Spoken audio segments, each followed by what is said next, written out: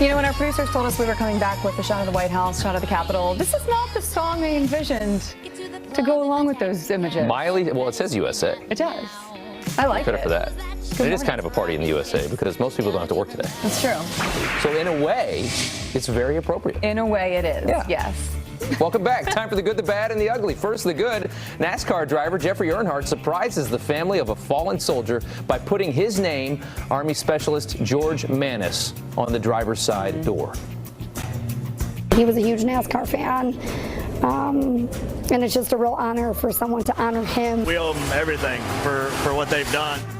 It's awesome. Earnhardt has the names of 617 fallen service members right on the hood of that car. All right, now the bad. A flying lesson ends in a crash landing on a crowded freeway. The instructor taking over for the teenage pilot when the plane lost power in the skies over Utah. They slammed into a car. No one was hurt. Wow.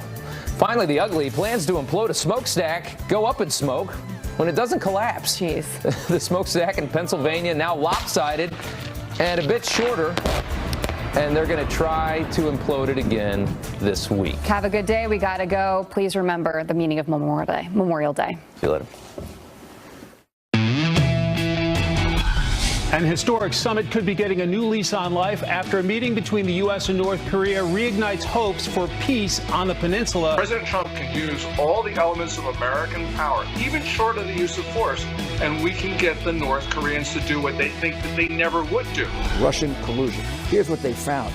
Zero. Reality is the American people have come to the conclusion everybody else has. This investigation is rigged. The president is convinced that there was a spy or informant embedded in his campaign. But none of the classical attributes of spycraft were present here. This is the most benign form of information gathering. Here at Rolling Thunder, their mission, raise awareness of our soldiers who never came home. These men and women have fought for the rights of all of us so that we can live free the way we do. He'll never be introduced the same way again. From now on, it'll be Will Power, Indianapolis 500 winner for 2018. Checker flag, Power and Penske win it.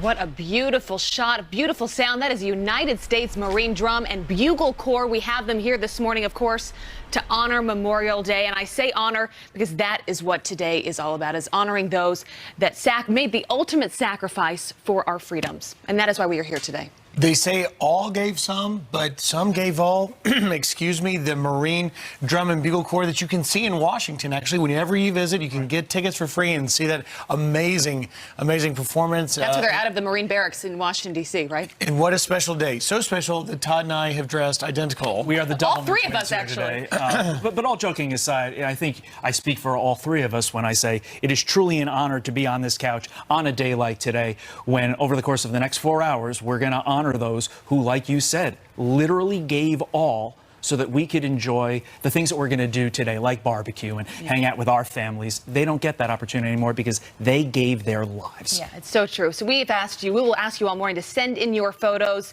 of members of your family, those that you've lost that did pay that ultimate sacrifice. Send it to us at friends@foxnews.com, #Proud American. We already have some coming in. This is from Mary. Says, remembering her brother, Chris, who's pictured with his two friends, James and Rick. All three were killed within 6 months of each other in the Vietnam War.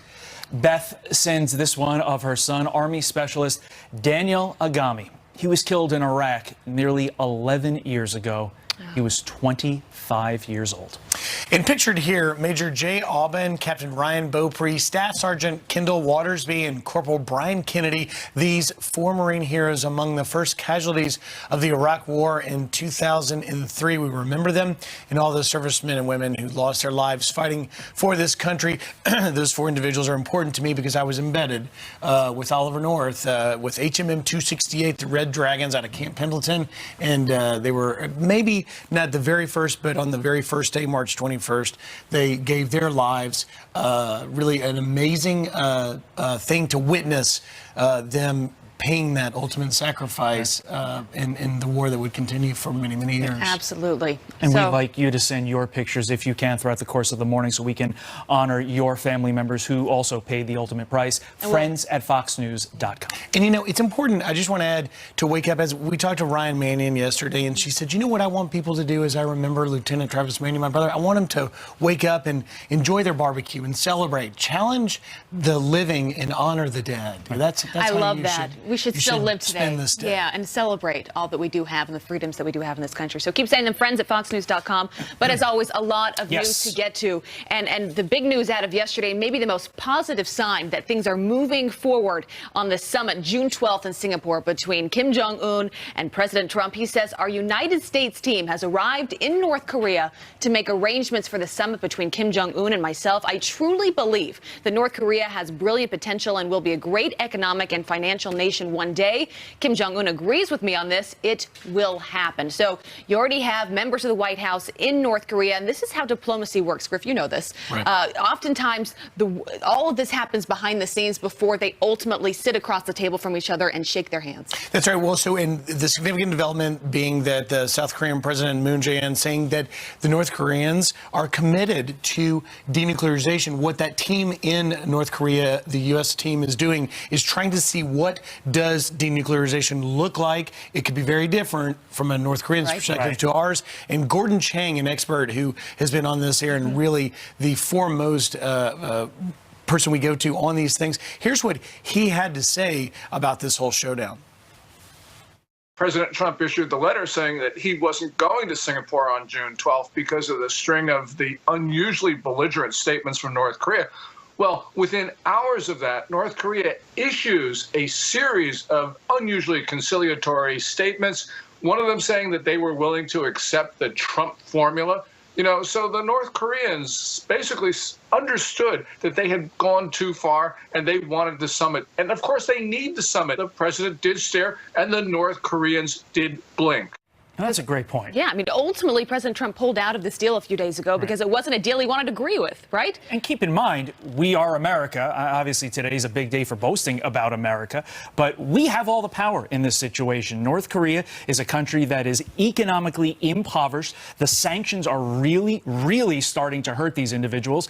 Kim Jong-un recognizes he needs to do something. We have the power in this situation, and that bellicose letter that they sent, or that language that they said we're calling off the, you're doing bad things, Vice President Pence, you're a political moron and stuff like that.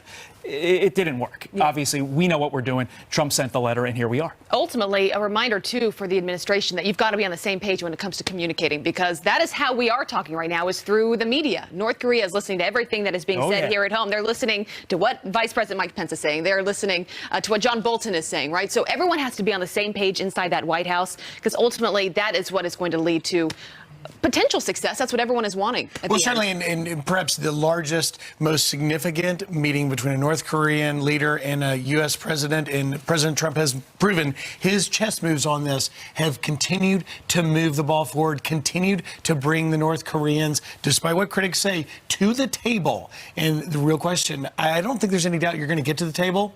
If not June 12th, shortly thereafter, it's whether or not we're going to come home with something in terms of denuclearization that we want. And by the way, I wonder, you said the North Koreans are watching. I wonder if they're watching the president talk about things here. Because yesterday the president was really talking about President Obama. Yeah, he was. And doubling down on the FBI and the handling of this Russian investigation. And he continues to go back to former President Barack Obama and those years during the campaign even when they knew that Russia was trying to meddle in the election. So he sent out this tweet directed at President Obama, says, why didn't he do something about the so-called so-called Russian meddling when he was told about it by the FBI before the election because he thought crooked Hillary was going to win and he didn't want to upset the apple cart. He was in charge, not me, and he did nothing. So that is a big question, Todd, is what did Barack Obama know and when did he know it? And there's also that comment from Jim Clapper earlier this week that this was actually a benefit to the Trump campaign. Then why didn't the Clinton campaign, I'm gonna back the Clinton campaign here for a moment, why didn't they get the same help and the same benefit that the Trump campaign did? Rudy Giuliani weighed in on this himself, talking about the hypocrisy and what's going on as we sit here today on Memorial Day. Take a listen. The reality is the American people have come to the conclusion everybody else has. This investigation is rigged, it's unfair, and if they have to choose on impeachment or not, with a president who's going to be making peace with North Korea, God willing, and we should all be rooting for that, this could really turn on them, and they're not going to have their impeachment Congress that they want. We're not going to sit them down if this is a trap for perjury, and until we're convinced of that. And if they don't show us documents, well, we just going to have to say no. It could happen. He wants to do it. So far, since I've been in this, all I see are obstacles that they're putting in the way. All right, so Rudy Giuliani sat down with our own Bill Hemmer yesterday on Fox News Sunday, and he brought up what they're calling Spygate, is what the White House is calling it. He says because of Spygate, the Russia probe, he now says, is illegitimate and should not be taken seriously. He said the president wants to sit down with Robert Mueller. He wants to have this interview, but they want more questions about who they call the spy. Why was the spy there? What were they doing? They need more information before they can move forward. Well, and these revelations have given Rudy Giuliani, who is the new attorney that was brought on to clearly go on the offensive, to be aggressive. We'll see. We're going to dig more into this later in the show and talk with some folks about exactly where this is headed. But also, you got to prep your witness. And Giuliani recognizes he needs that information, like Abby said, to prep his witness, which is the president of the United States. He would be a tough person to prep for a sit-down interview. Yeah, that's a tough job. With that, let's go over to Jillian Mealy, who wears the white in our red, white, and blue. Someone had to, you know. We're a giant American flag today, we Jillian. are, and we are proud to be Yes, that. we Good are. morning to you guys, to you at home as well. Let's begin with this Fox News alert. Flood waters receding in Maryland after flash flooding rips through historic Ellicott City.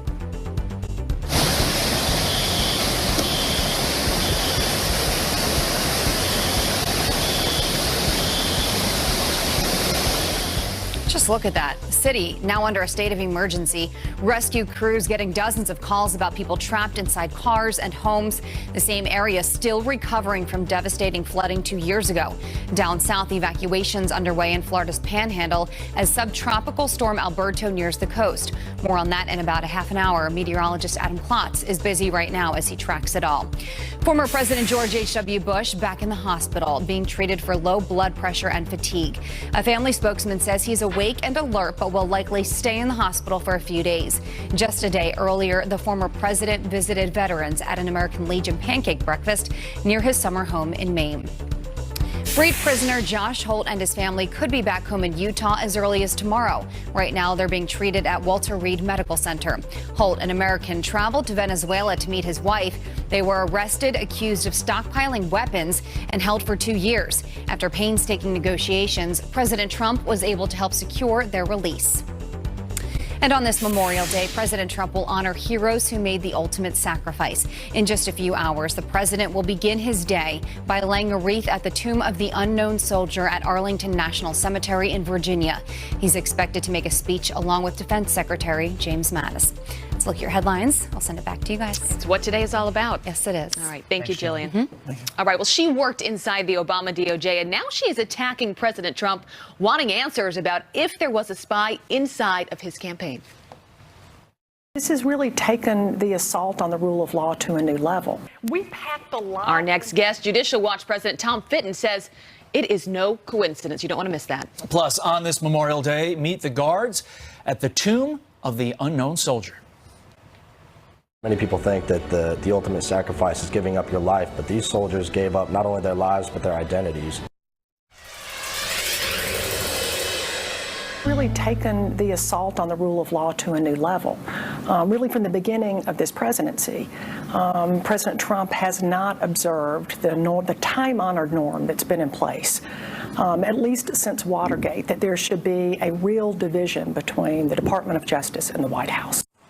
Former Obama officials on the defense over allegations of a politically orchestrated spy ring to hurt President Trump's campaign. And our next guest warns Sally Yates has a lot to be worried about. Here to explain it, Judicial Watch President Tom Fitton. Tom, good morning. Thank you for coming in on Memorial Day. Good morning. God bless America. Yes, indeed. So, Sally Yates, assault on the rule of law. What is your reaction? What do you make of this? Well, it's a bit rich, given the fact that she was fired as acting AG for her refusal to uphold the rule of law, Trump's travel ban. She just refused to defend it, contrary to her obligations as a lawyer and attorney general, so she got fired. And she was the number two in the Obama Justice Department. She was Obama's Rod Rosenstein. So she would have signed off on the Clinton DNC dossier misuse before the FISA courts. She would have signed off on the Spygate spy. She would have signed off on the use of national security letters to take up the Trump campaign's phone records. She would have signed off on all of this investigating that was really just targeting of Donald Trump. And when Giuliani talks about the illegitimate nature of the Mueller investigation, it's because of the activities of people like Sally Yates who set up the Mueller investigation, including the Flynn ambush interview that led to his plea deal, that have raised questions about the Mueller operation itself. And just quickly, the President of the United States has an obligation, when he learns of information that the Justice Department and FBI may have abused the law, to raise issues and to say, you need to investigate this. Okay, so I want to get back to Sally Yates and investigating her, but what she's saying is that the assault on the rule of law is that the president was directing the DOJ. Specifically to her criticism, have you seen anything that President Trump has been directing DOJ officials, Yates or otherwise? No, the only thing he's done is asked the DOJ to investigate the allegations behind Spygate. And frankly, he could be doing a whole lot more under the Constitution to bring the Justice Department back under control. You know, Barack Obama said that Hillary Clinton shouldn't be prosecuted in the middle of the Clinton email investigation. Did Sally Yates complain about that? I don't think so. You had Hillary Clinton's investigation, investigation, thoroughly politicized because of what Barack Obama did, but she had no problem with that. And of course, Barack Obama was briefed on the anti-Trump investigation repeatedly. Right, Tom. She had no problem with that. So quickly, because we're almost out of time, the House Judiciary and Oversight Committee has a joint investigation into the Clinton email scandal. Do you believe Sally Yates should be subpoenaed, should appear and answer questions?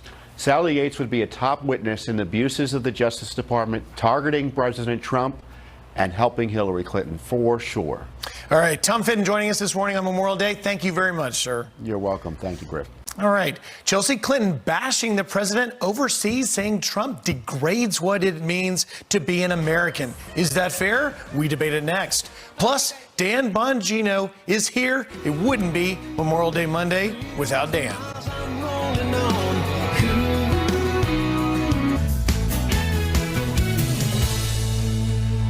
Indianapolis 500 winner for 2018. Checker flag. Power and Penske win it. We are back with some quick headlines for you. Will Power living up to its name, claiming his first Indy 500 win. His wife, though, so overcome with emotion, she literally fell to the ground. A different set of emotions for Danica Patrick, who crashed in her final race as a full-time driver. That is a bummer. And LeBron James leading the Cleveland Cavaliers to another NBA Finals appearance, scoring 35 points to secure the spot in an 87-79 win over the Boston Celtics. This will be James's 8th straight championship appearance. What a talent he is. Todd, over to you. Yeah, be breaking news. He's good. Chelsea Clinton taking the anti-Trump resistance overseas, blasting the president ahead of his upcoming trip to the UK, telling The Guardian, quote, I've been to multiple protests since the election. If I lived in Britain, I would show up to protests because I don't agree with what he's doing to degrade what it means to be an American. So, is that fair? Here to debate, David Goodfriend, former Deputy Staff Secretary to President Bill Clinton, and GOP strategist Gus Portella. Gentlemen, thank you so much for being here on this Memorial Day. David, first question for you. Degrading what it means to be an American, what Trump policies are doing that? Well, first of all, I want to say happy Memorial Day to my Vietnam War veteran stepdad and all the other veterans out there. It's a great day to be an American, so thank you for your service. Second of all, when you sit in the White House and you've been accused of paying off prostitutes, and when you, before become president, you've gone overseas yourself, to say that the sitting president is ignorant. You don't have the right to complain when the former first daughter calls the same thing out to you. Okay, so I David, think but what policies? In this case, President... Policies. Sure. Let's start with trade. The things that the president has done so far to hurt American farmers, the things the president has done so far to hurt American business, that's pretty embarrassing. The second thing the president has done is basically use what courts, federal courts in the United States have said are race-based policies that are illegal. I want to get Gus to respond to that, David. If you ask what the policies are, he's an embarrassment to most of us who consider ourselves good Americans. All right, Gus, we have trade, we have race. How do you respond? I think that those claims are baloney, in my opinion. First of all, the American economy is booming once again under President Trump. You're seeing constant busting earnings in the last year, 2 years of the Trump presidency, and now you're seeing him dealing with North Korea, how he basically has them at the negotiating table. We're talking about North Korea here. We have 4 past presidents, including Bill Clinton himself, who have failed to essentially come and bring North Korea to the table to negotiate and stop building nuclear weapons. Here they are gushing over a trip that might include President Trump, over a meeting between the 2 leaders, and look how that's going. So I don't think that's even true that that the American people that what Chelsea Clinton claims to be saying. This is another example of just the great disconnect between the Clinton family and Middle America. Middle America is booming. Jobs are coming back to this country. First of all, they're making more money and now are able to even get more money from their tax the tax reform bill. Gus, I want to get another Chelsea Clinton quote in here and have you both respond. This one says, "Not only do I want an administration that isn't venal, corrupt, and focused on making life harder for millions of Americans, I also want a competent administration." We have about 60 seconds remaining. Let's split it between the 2 of you. David, take it on. I agree with Chelsea. I mean, this guy is getting in more trouble. Every headline is another scandal. If it isn't Russia, if it isn't paying off prostitutes, it's something else. It's disgusting and embarrassing. As for my friend Gus here, I remember watching him on CNN en Espanol during the Republican convention. You said, Gus, yes, I supported another candidate, but now I guess we have to rally behind Donald Trump to help with the economy, to help with other things. You seem to be willing to put the economy ahead of everything else, and I'm not even convinced that employment levels are where they should be. All right, because people are concerned about their everyday lives and their paychecks, and they're worried. So 30 seconds you seem are up. willing to be I promise put it all Gus. I promise Gus the final 30. Gus, take it away. Well, again, I want to point out to my friend that, the unemployment levels are at a historic low. One, earnings are up again, and the president is doing what is right to solve very important issues that the country is facing today. And again, business is booming, and I think that his does he embarrass his trade you deals? No, not at all. I actually am a strong supporter and thankful for all the work and the reforms that he's introduced. All right, and guys, we need more of it. We appreciate a robust debate here on a Memorial Day Monday. Thank you so much for being here, Gus and David. All right, dozens of former Obama officials are running for office. Their platform, I'll give you 4 guesses. They all end with resist. Will that work, though? Our guy, Dan Bongino, on that next. Plus, on this Memorial Day, meet the guards at the Tomb of the Unknown Soldier. Many people think that the ultimate sacrifice is giving up your life, but these soldiers gave up not only their lives, but their identities.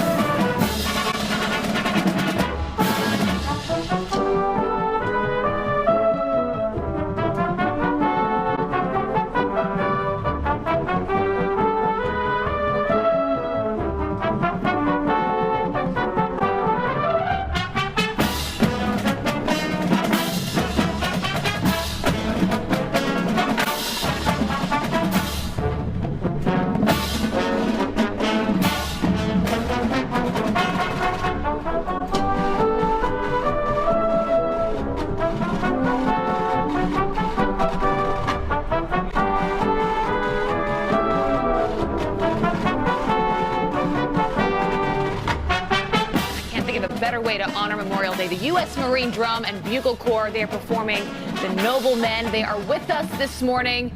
That is a beautiful sound and a beautiful shot right there. It's just awesome, and I've said it before, if you're in Washington, you can go see them for free and get tickets, and it's just, it's the stuff Goosebumps are made of. And speaking of noble men... Oh, what a segue. You took it from me. Todd Pyro? No, that definitely wasn't it. Dan Bongino is the aforementioned gentleman we're referring to, former NYPD officer, former Secret Service agent, and host of the aforementioned, appropriately named Dan Bongino Show. Dan, thanks so much for being with us today. Morning, Dan.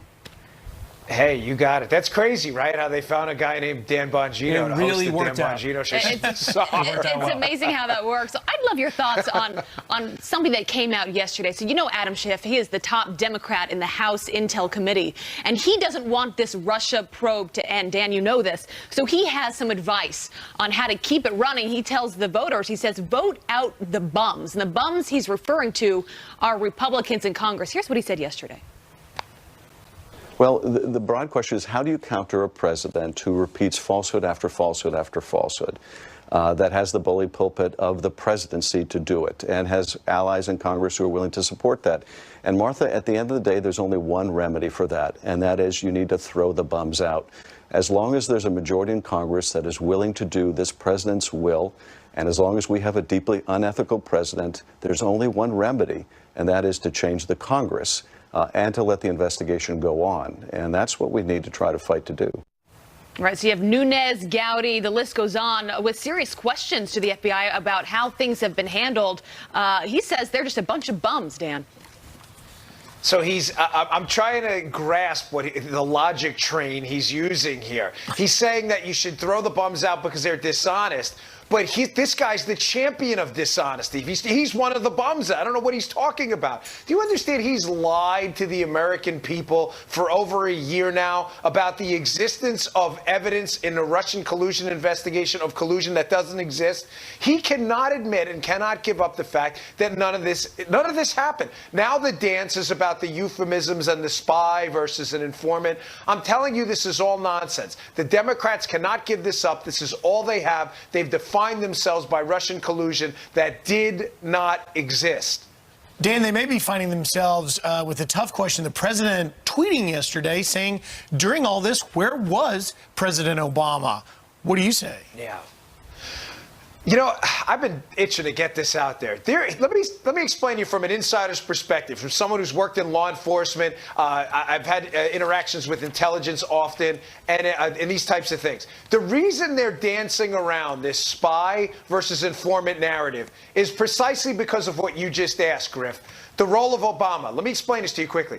Spy would mean it was someone from the outside inserted or designed to interact with a campaign to get information, meaning someone told them to do it. An informant would have been someone inside the operation that saw something negative and wanted to come out and speak about it. That's why they're not using the word spy, precisely because it implicates Obama, who put him from the outside into the Trump campaign. No, I'm so glad you clarified that. And you're obviously former Secret Service, so you understand the difference between those terms. But the fact that the Trump campaign is like, we didn't even know this was going on, is the reason, to your point, exactly why they are calling it a spy. And Dan, speaking of Obama, dozens of former Obama officials are running for office.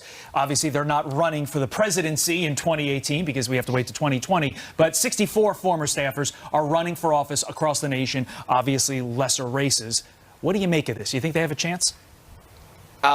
Maybe. I mean, there's so much anti-Trump nonsense out there going on. They may have a chance, but what are they running on? I don't understand. Is there some kind of a mass movement to go back to the Obama era? Hey, let's get back to 1% GDP growth. Let's go back to, $1,000 a month premium hikes on Obamacare. Even better, let's get back to weaponizing the IRS to target conservatives. Hey, I got one for you. Let's go back to the days where we spy on our political opposition and use euphemisms like, undocumented FBI employees to spy on people. I mean, I don't see any mass movement to go back to the dreadful Obama days. This is not, they may win just based on anti-Trump stuff, but it definitely won't be anybody's record. So Dan, quickly review, you are not voting for any of those individuals. That's a great. You know what? That was. You must be Karnak from the Johnny Carson show. I feel That was pretty great. confident in that.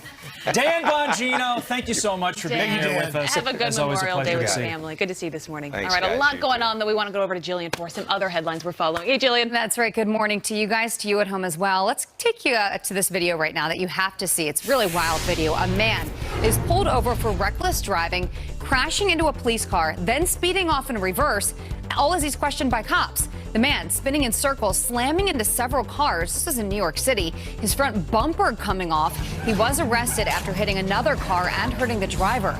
3 police officers are also injured. Wow, that is violent. A flying lesson ends in a crash landing on a crowded freeway. The flight instructor taking control and touching down in Utah when the plane lost power in the air. Officials say it flew under an overpass before crashing into a packed car on the interstate. The teenage student pilot was practicing takeoffs and landings when the plane began having mechanical issues. It's frightening. Amazon's Alexa is helping the Church of England go high tech. Alexa, ask the Church of England for a morning prayer. Let us pray. The church launching its own Alexa skill or app to help spread its Christian message. Users can ask their devices for prayers, explanations of faith, and information about local church services.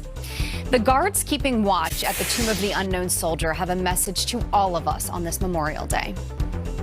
Many people think that the ultimate sacrifice is giving up your life, but these soldiers gave up not only their lives, but their identities. We're out there because, those unknown soldiers, they deserve every bit of perfection that we give them when we step beyond the chains and onto that plaza. The Sentinels who watch over the tomb are part of the Old Guard. Before Memorial Day, they placed more than 220,000 flags in front of headstones at Arlington National Cemetery. Look at that.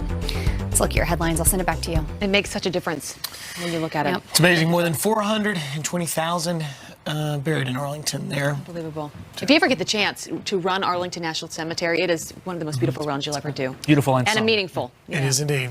All right, turning to extreme weather, subtropical storm, Alberto gaining strength as it marches towards the Gulf Coast. Yeah, thousands of people in Florida's Panhandle told to evacuate. The storm expected to make a landfall sometime this morning. Meteorologist Adam Klotz is live for us right now tracking the storm. And Adam, this one just seems to be causing a lot of problems, not to mention what's going on in Baltimore. Yeah, absolutely. And you talk about the center of circulation where some of the strongest winds are, but it's not just there causing a lot of problems because it's such a huge area. There's your circulation, but we're seeing rain across South Florida. We're seeing rain from Mississippi across North Georgia into the Carolinas.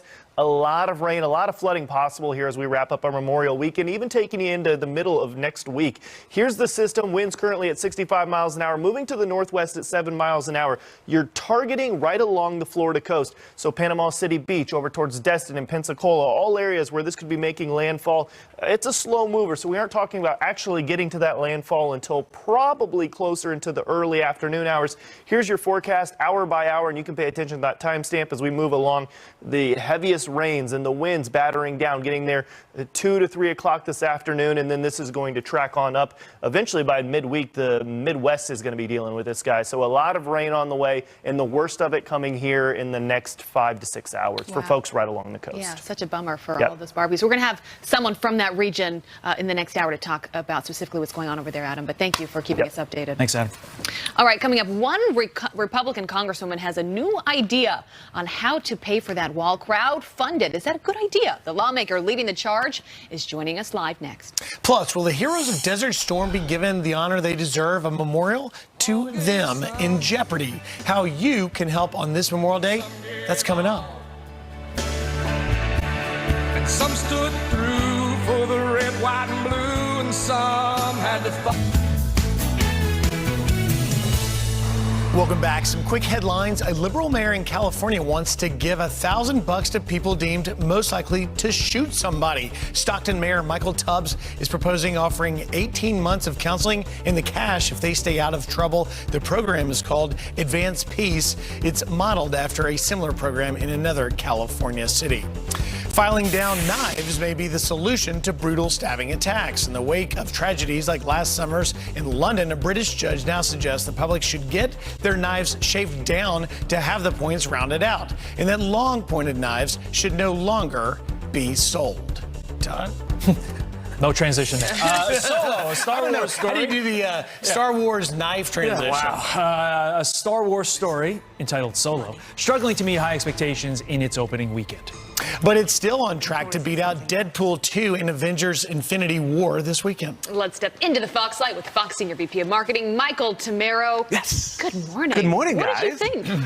I liked Solo, a Star Wars movie, and it's getting a lot of hate out there, but it was a perfectly fine Star Wars movie. You know, I think part of it is all the pent-up demand from the first one, The Force Awakens, 3 years ago, is starting to diminish a little bit. This is the fourth Star Wars movie in 3 years. We just had the most recent installment only 5 months ago. So it could be some fatigue is starting to set in. And that said, there's a lot of movies at the box office this weekend between Avengers. Deadpool is still running hot. It pulled in about 42 million this weekend alone. Avengers pulled in about 15 million. So there's also a lot of competition out there. That said, this weekend overall pulled in about 175 million combined. That's 23% above the same weekend last year. So summer 2018 at the box office is off to a great start. That says a lot considering last year was the worst summer box office in 25 years. All right, so I was just going to say today a lot of people may look to go to a movie there with their family. So if you have... It's raining out. It's a good day for it. You are a good judge of this. And your honest opinion, if you have to see one movie... Putting me on the spot there, Abby Huntsman. What would you see? I'm a Star Wars geek, so I would probably go that. But that said, I was telling Griff earlier, Deadpool 2 is if not better than the original, and that says a lot because Ryan Reynolds is all in with these movies. He's put his heart and soul into both of these movies. They're passion projects of his, and it comes across on the screen. He was meant to play that role. He was meant I'm to play going to see that Deadpool 2. Sold. Ryan Reynolds is awesome. Tamero, do they make rom-coms anymore? I'm not into all this stuff. I'm like the exception. There may be a couple coming out this summer as well. See, because the hero, it's funny you mention that because all the action superhero movies have all become comedies in and of themselves. That's taken a little bit of that away. But look for some of those coming out this summer. Awesome. Michael Tamero, thank you. Good to see you Thanks guys. for Memorial Day. All right. Well, she met with President Trump on Friday. Now she is here to tell us about it. Candace Owens joins us just ahead. Plus, will the heroes of Desert Storm be given the honor that they deserve? A memorial to them is in jeopardy. Can you believe that? How you can help, though, on this Memorial Day. This very important story is coming up next.